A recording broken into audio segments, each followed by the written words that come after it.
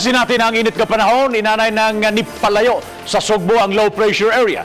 Alang sa dugong detalye ng weather update, ipadangat ni Jomar Inclarino, ang weather specialist sa Pag-asa Visayas.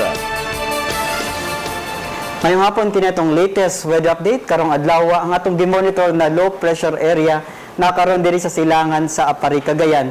Ug posible kaning mahimo na bagyo within 48 hours o pangalanan naton tropical depression dodong. Samtang kining southwest monsoon or habagat ang padayon naka-apekto diri sa nasod.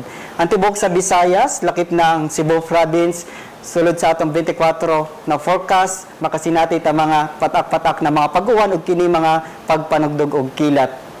Ang hangin sa tibok sa Visayas hinay ngadto na sa kasarangan ug ang kadagatan malinawon ngadto na sa kasarangan ang pagbalod.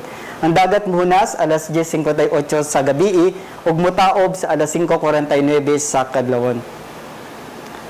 Ang range of temperature sa Cebu 25 to 32 degrees Celsius, sa Bohol is 24 to 32 degrees Celsius, sa Negros 26 to 32 degrees Celsius, sa Tacloban is 26 to 32 degrees Celsius.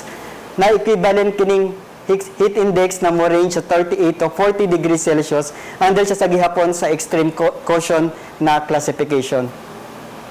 Para sa atong extended weather outlook para sa Huwebes, Friday ug Saturday, in general, fair weather atong masinati, natay mga isolated rain showers ug kini mga localized na mga pagpanugdog og kilat, ilabi na sa hapon or gabi.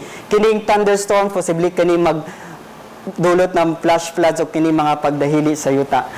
Ang range of temperature sa Huwebes, 26 to 33 degrees Celsius. Sa Biyernes o sa Saturday is 26 to 33 degrees Celsius. Ang adlaw mo silang alas 5:25 sa buntag. O para sa atong mga dugang detalye, mobisita ta sa atong mga official social media sites, sa atong Facebook account o sa atong website sa www.bagong.pag-asa.dost.gov.ph.